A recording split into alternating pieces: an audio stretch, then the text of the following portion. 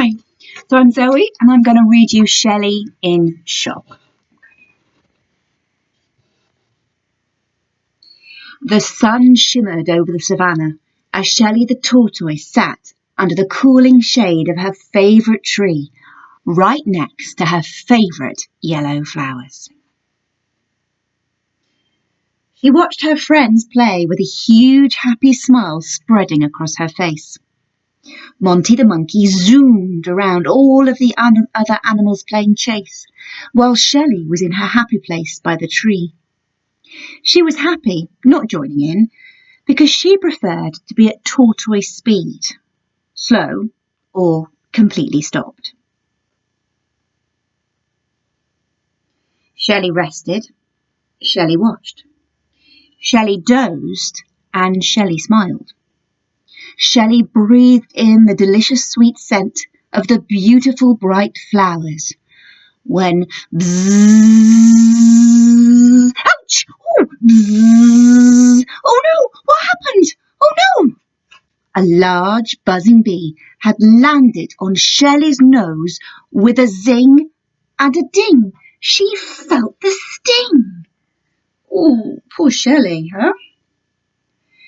Shelly immediately hid in her shell. She couldn't think what to do. Her nose turned from pink to red to swollen. Her friends didn't see. They were too busy playing. Shelly began to tremble and shake. She could hear her friends laughing and playing. They were so near, but they felt so far away. Shelly felt so alone and so small. Plop! Huge tears rolled down from her eyes to her sore red nose. When anything surprised Shelly, she would always take fright and hide in her shell. But then she missed out on all of the fun. The warm, sunlit sky began to change and deepen to rich reds and pinks. Soon her friends left for home. Bye, Shelly! Night, night, they all called.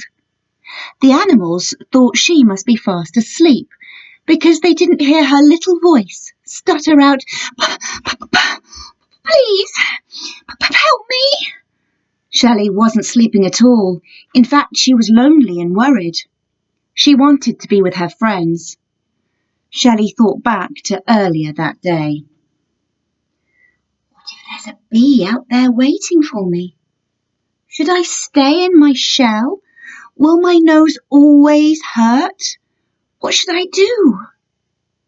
What if my nose stays red forever? The next day, the sun rose high in the sky and all the animals came out to play. But Shelly was still inside her shell. There she is. Still worrying, still filled with fear. But then she had an amazing idea.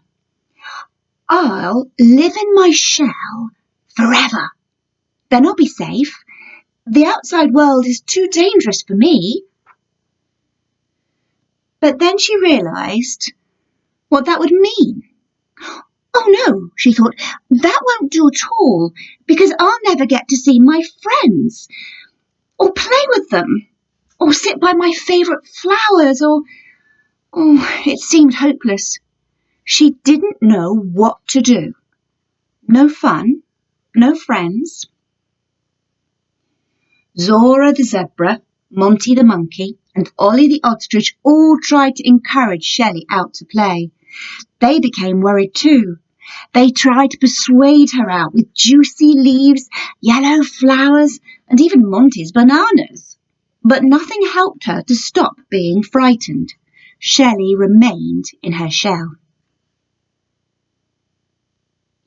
Zora hated seeing her friends so sad. She thought for a while and then suggested, let's get Lucinda. He'll know exactly what to do.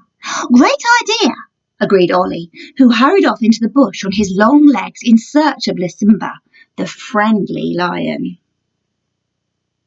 Well, as soon as he heard the news, Lysimba came.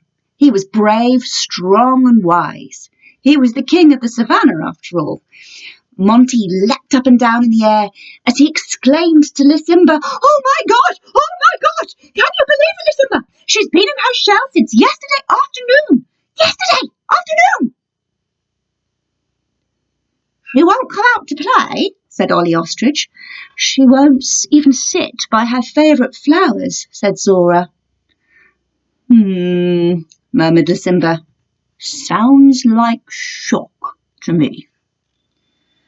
"Oh no, this isn't good," cried Ollie.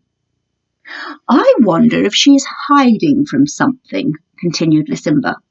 "She probably feels safer in her shell, but now she doesn't know what to do next." "That sounds bad," said Zora. "Oh, really bad."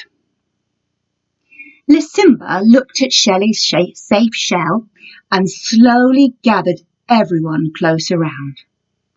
"Well, friends, I know it sounds bad, and it definitely feels bad, but shock can be really useful too." Lysimba looked at the puzzled faces around Shelly. He knew he needed to explain. "You see, when you have a feeling deep inside that makes you think, 'Oh, what should I do? Help! I can't do this,' it means you should stop. Shock feelings mean something really important is happening. Right at that moment, you must find a safe place to have a really good think. A place where you can work it all out." Shelly has found a safe place, but she hasn't really started to think yet. Perhaps she could find a kind friend or a safe grown-up to tell them what happened. Then perhaps they could plan together what to do to move on from the safe place. During all of this, Shelly quietly listened from deep within her shell. Hearing Lysimba's voice, she started to think, maybe I could do something just a little bit risky. She carefully peeped her nose out of her shell. Feeling braver now, Shelly peeped out a little further until she could look straight at Lysimba. "It's okay, Shelly," encouraged Lysimba. "Whatever shocked you must be far away by now." "Oh no, oh my!" exclaimed Ollie. "What's that on the end of your nose?" I was stung by a bee," wailed Shelly. "I didn't know what to do. I didn't feel safe, so I hid in my shell. That helped for a little while, but hiding didn't solve the problem at all." Lysimba tapped Shelly's shell. "That is a great place to think more clearly. So in there you could ask yourself a very important question. When I felt shocked, what was I upset that I'd lost?" Look, you can see his paw is on Shelly's shell. "When you can answer that question," explained Lysimba, "you can plan what you could do next to move on. If you don't ask that question, you will end up feeling stuck." Shelly gazed from one friend to another, and feeling safe with them, it all came tumbling out. "I lost my happy day, my favourite tree, feeling safe, my friends to play with, my healthy nose. Oh, that's so many things to lose," Shelly cried, as she flopped down and immediately disappeared into her shell again. All the animals looked worried as they turned away from Lysimba to look at the silent shell. "It's all right, Shelly," soothed Lysimba. "It's fine to feel upset, but now you have named what you've lost, you can make a plan to get one thing back." Make a plan? Make a plan?" asked Monty, bobbing from side to side. There he is. Lysimba bent down to where Shelly's head had been. His deep voice echoed inside her shell. Come on, Shelly, choose just one thing that you've lost that you can get back. Shelly peeped out once more. Just one? All the animals, even Monty, sat still with puzzled faces and looked back at Lysimba. Just one? Their faces seemed to say. Lysimba nodded. Shelly popped her head out of her shell in surprise. Yes, said Lysimba very wisely. Just one first, and then some of the others next. My sunny day, stuttered Shelly. I want to get back my sunny day. I could go and sit by the trees next to the cool river. There are not so many bees there. All the friends suddenly cheered. What a fantastic idea, said Zora. We could come and play there too. Shelly beamed and began to walk slowly towards the river. Thank you for talking to me, Lysimba, she said, as she passed by his great paws. Wonderful, wonderful, roared Lysimba. When you choose to get things back, you'll start to feel better again. Shelly stretched her legs out even further as she walked more and more confidently towards the riverbank. Oh, wow! I choose to get back my sunny day, and now I've got my friends back too, and a place to play, and a chance to doze, and somewhere cool for my nose. As Shelly approached, Terry the tortoise was sitting by the riverbank. Hi, Shelly, Terry called. What a lovely surprise to see you today. Shelly played Bump the Shells with Terry. She had an amazing time by the riverbank. As the sun set, Shelly settled down to sleep in her shell. She remembered all that she had learned.